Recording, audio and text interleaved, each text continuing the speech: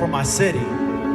Give it what it deserves and everything it didn't know it wanted to see, like peace of mind, not splattered across the sidewalk. Blood spots, footsteps to the white chalk. Despite the sun being up, it still feels dark. Found another body at the pond. This time up in Betty Park, right next to the hospitals, on the opposite end of the boulevard, facing the bush lands, the one furthest away from the 911 calls. And I want to stalk the darkness like a rising star, keep it running away, always trying to duck and hide behind my back. I just hope God's grace gave my spine the strength to hold the weight of Amarillo shadow. But don't ask how far that I'm willing to go. I just know that the answers will show its face when my will and the present sit in the same space. The future can't count me out. I'm painting my own reality, and I'm taking this whole world with me. Now start in the dirt where my poetry roots first bloom like fish food, blindly crawling through the drought and the burning plains, just to finally hit the water and feed a greater need than me, feeling old and no money. But I wouldn't change things if it meant I would only spend my 2 cents on material things and feeding an ego that isn't worth the soul sown to this temple. You don't build a home or a church out of bricks. It's birthed from blood and sweat, like a wine and water mix. The physical is just an aftertaste of the spirit feeding itself into this reality. So use your mind, don't let it limit you. Laws of nature and man were meant to keep us cuffed, and from straying too far from the hand that grieves, when the truth is recognizing the divine and the subtleties of everyday life does not sideline the existence of a greater creator, just put some proof inside every set of eyes that we walk by on a daily basis. If we treated everybody like they could be the reincarnation of the Buddha or the second coming of Christ, then it would rain mercy, just like loving eyes drown droughts when Buddy Holly died.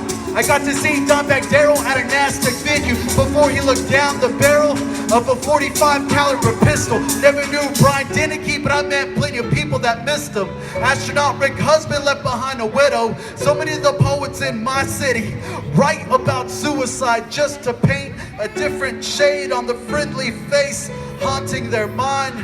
This place can be really brutal. But I met an old man inside a tire shop. He needed a new set to pass inspection. He couldn't afford it at the moment, couldn't afford a ticket either, so he was kinda screwed. He said things haven't been so great since his wife left, but he would see her soon. So until then, he had to continue to work and break his back just to reach that day. A determined soul and a positive attitude does not pay the rent.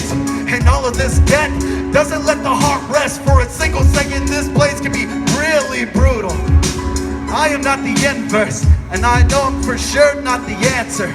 But I want to be the catalyst that brings balance and tips the scale in favor of the people I have nothing to give them. But an epiphany screaming inside your mind keeps asking you to wake you up so you can see the power that we've had all of this time.